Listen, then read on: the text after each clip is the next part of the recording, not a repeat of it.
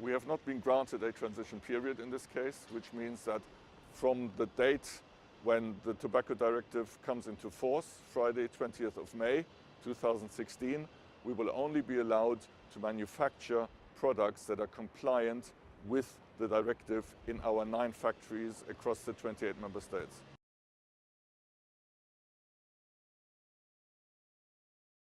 We will follow the law, whatever the law is in any given country, but it adds to the complexity of our operations when we manufacture in 9 factories for 28 member states, and of the 28 member states, only 13, not even half, have transposed the directive into their national law yet.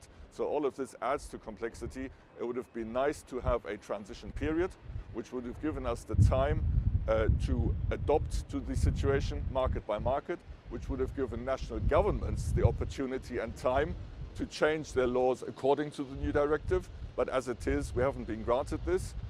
Prior regulations for other industries have, we have not.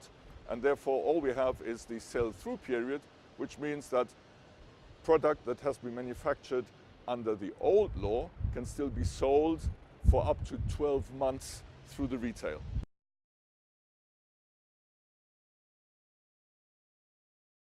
A transition period would have allowed us to adopt our manufacturing process and the whole supply chain that is behind it to the new directive.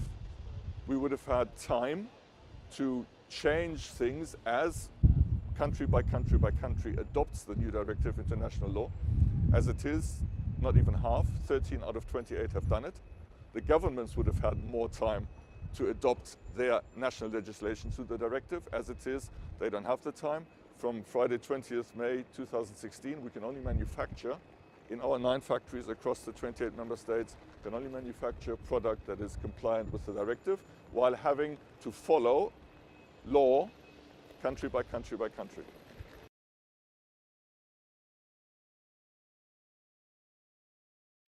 Nobody knows more about our business than we do. It is crucial, if you want laws that are evidence-based and are going to work, to seek the input and the expertise of the industry impacted, whether it's tobacco or anybody else. Unfortunately, our sense is that we have not been allowed to contribute enough of our expertise to make this new tobacco directive effective, and we are now struggling with some of the issues that have resulted from this.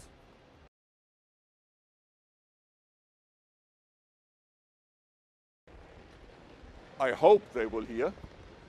I hope they will listen, importantly. But based on the experience of the past years, unfortunately, I don't think that our expertise has been sought enough. I don't think that we have been consulted with enough. I don't think we have been given enough opportunity to give input to a legislation that will cover our business across 28 member states of the European Union. Let me remind you, the first tobacco directive was passed in 2001. We have 2016 now. Every 15 years they do this. This is monumental, and it would have been nice if we had been able to contribute more of our expertise.